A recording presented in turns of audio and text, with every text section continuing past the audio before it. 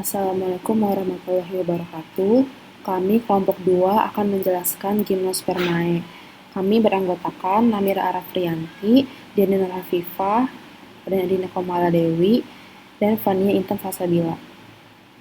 Oke, langsung saja untuk evolusi dan filogeni Gimnospermae akan dijelaskan oleh Diani. Bismillahirrahmanirrahim. Jadi evolusi dan filogeni Gimnospermae itu ini adalah contoh dari pohon filogeni dari Gimnospermae, di mana Charophyta merupakan ancestor dari Gimnospermae. Tumbuhan berbiji awal itu bijinya tidak terbungkus. Yang kita ketahui sekarang bernama Gimnospermae. Gimnospermae ini hidup bersama tumbuhan lainnya mendominasi bentang alam selama lebih dari 200 juta tahun. Charophyta merupakan nenek moyang dari tumbuhan di darat. Sekitar 475 tahun yang lalu, pada zaman Paleozoikum tepatnya, muncul tumbuhan darat yang tidak memiliki pembuluh, yaitu Bryophyta. Sekitar 400 juta tahun yang lalu ditemukan tumbuhan yang memiliki pembuluh pertama yang kita ketahui, yaitu Pteridophyta. Tumbuhan vaskuler biji pertama muncul pada 360 juta tahun yang lalu yang kita sebut dengan Gimnospermae. Selanjutnya, siklus hidup yang akan dijelaskan oleh Namira.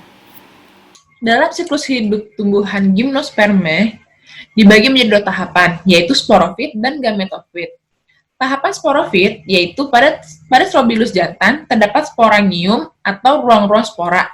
Di dalam sporangia, sel-sel akan mengalami pembelahan meiosis dan menghasilkan mikrospora. Mikrospora akan membentuk serbuk sari, sedangkan pada strobilus betina tersusun dari banyaknya megasporofil atau daun penghasil megaspora. Setiap megasporofil mengandung sporangium atau kotak spora. Sel dalam megasporangium akan mengalami pembelahan meiosis dan menghasilkan megaspora. Kemudian terjadi tahapan gametofit. Pada megaspora terbentuk gametofit betina, dan pada mikrospora terbentuk gametofit jantan, kemudian terjadi fertilisasi dan menghasilkan zigot, dan berkembang menjadi embrio, kulit biji, jaringan nutrisi, dan berkembang menjadi biji lalu bercambah. Gimnospermae tergantung pada angin untuk penyerbukannya. Strobilus betina lebih besar dari strobilus jantan. Strobilus betina adalah megaspora, strobilus jantan adalah mikrospora, seperti yang saya sebutkan tadi. Strobilus jantan dan betina bermeiosis, lalu strobilus jantan mengalami penyerbukan dibantu oleh angin. Terjadi fertilisasi dan membentuk zigot diploid yang berkembang menjadi embrio. Ciri-ciri umum akan dijelaskan saya sendiri. Jadi untuk ciri-ciri umum Gimnospermae ini, yang pertama, Gimnospermae itu berakar tunggang, mempunyai akar, batang, dan daun sejati, bakal bijinya tidak dilindungi oleh daun buah atau karpel, daunnya sempit, tebal, dan kaku. Ini contoh bakal biji Pinus marcusi, yang ini daun Pinus marcusi.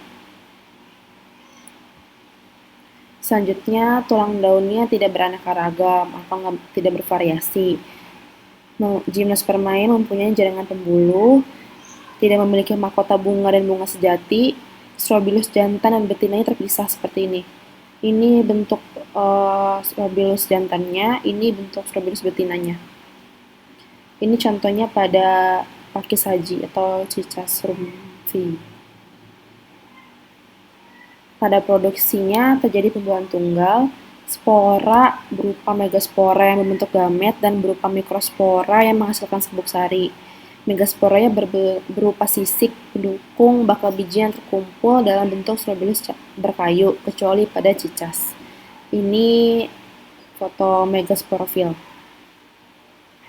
Selanjutnya, kami akan menjelaskan 6 ordo Gimnospermae, yaitu ada ordo Benthitales, Cicadales, Ginkgoales, Coniferales, Genetales, dan yang terakhir ordo Ephedrales.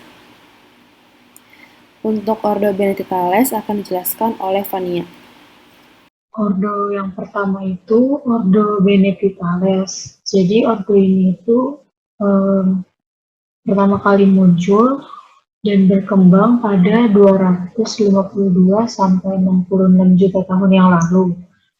Dan sekarang ordo ini udah punah. Nah, contoh dari spesiesnya itu ini Rehezenites anisalobus.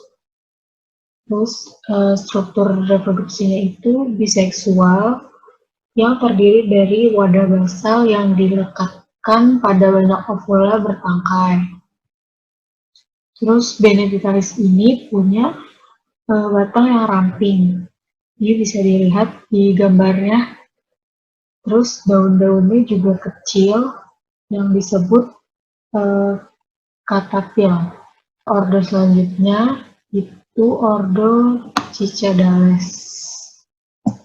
Nah, ordo Cicadales ini punya daun majemuk menyirip menggerombol di ujung batang membentuk roset batang.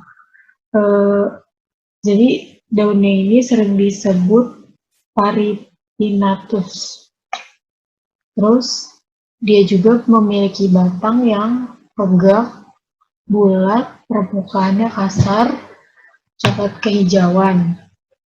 Nah, percabangannya itu monopodial dan akar sabut. Jadi monopodial itu tumbuhnya ke atas di satu titik. Nah, terus vegetasi lingkungannya itu di hutan hujan di ketinggian rendah, mulai dari permukaan laut. Terus manfaatnya itu dia bisa sebagai tanaman hias, karena daunnya yang kaku, biasanya dia digunakan untuk pelengkap rangkaian bunga.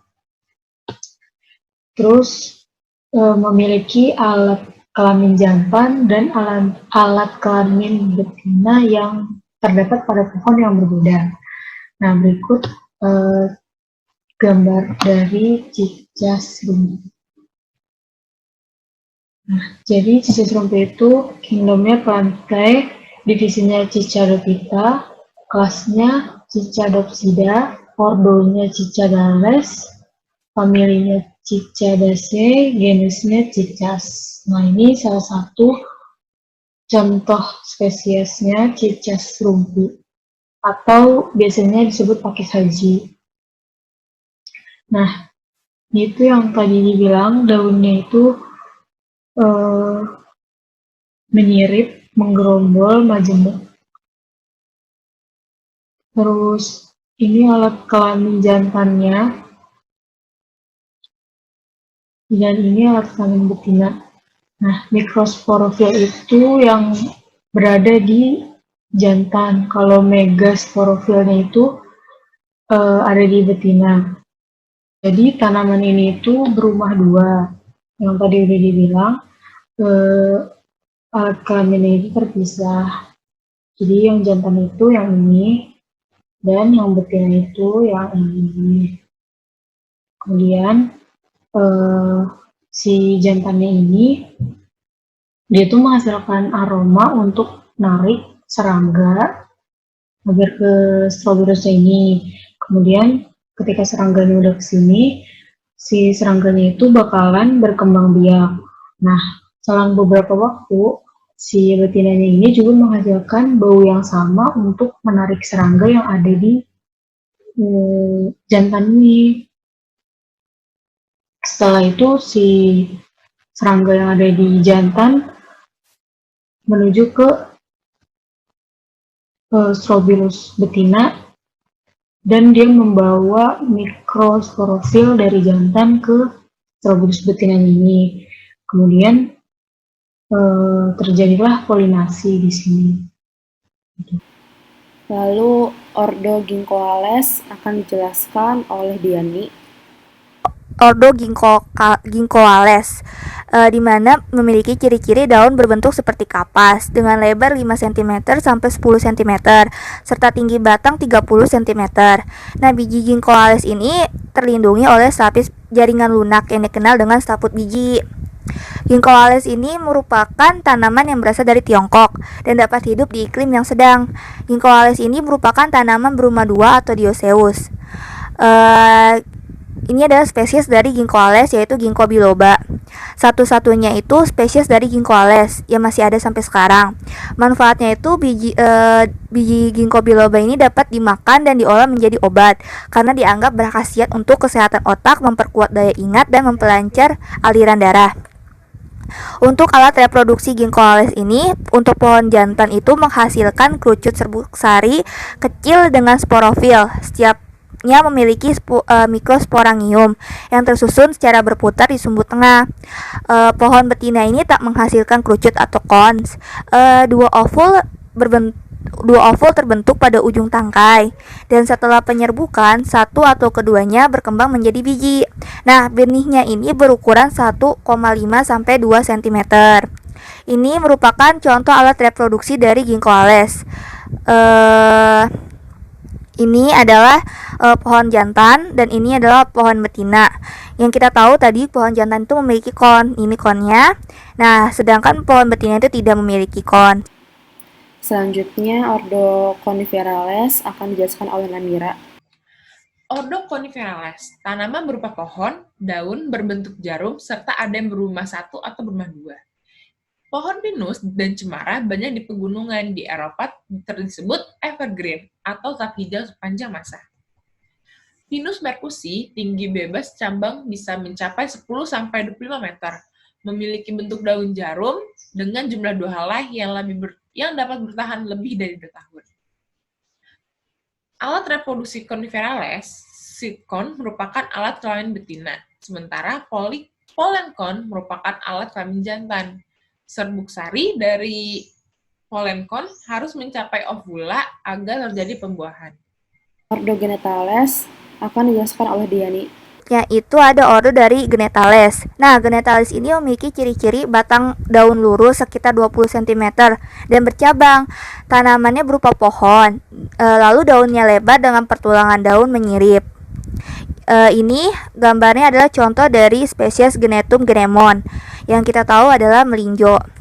Nah, contoh spesies dari Genetales itu adalah Genetum genemon, di mana memiliki ciri-ciri daunnya tunggal dan berbentuk oval dan terdiri dari tangkai daun. Nah, ini tuh biasa kita sebut dengan melinjo. Nah, bunga dari melinjonya ini nggak sempurna. Nah, dia itu hanya muncul di ketiak daun. Ini. Nanti kita lanjut ke alat reproduksi Genetales. Nah, selanjutnya organ reproduksi pada Genetales itu dioecious atau berumah dua. Yang ini tuh adalah organ reproduksi jantannya, sedangkan yang ini adalah organ reproduksi betinanya. Organ reproduksinya itu terorganisasi dalam strobili. Apa itu strobili? Strobili itu tersusun atas perbungaan panicula atau fascicula pada ketiak daun nih kayak gini. Yang terakhir, ordo Ephedrales akan dijelaskan oleh Namira. Ordo Ephedrales, daun berseberangan atau besiol, sering tumbuh di daerah kering dan cahaya matahari yang tinggi. Umumnya semak, kadang-kadang membajak pohon anggur. Manfaatnya sebagai pengobatan asma, demam, dan flu. Thank you. Sekian yang dapat kami jelaskan, kurang lebih mohon maaf. Pembagian kelompok kami untuk PPT sesuai dengan yang tadi menjelaskan, kecuali ordo yang terakhir saya yang buat. Karena saya hanya ciri umum dan ordo Ephedrales, jadi untuk kerapihan PPT dan video presentasi, saya yang bertanggung jawab. Terima kasih atas perhatiannya. Wassalamualaikum warahmatullahi wabarakatuh.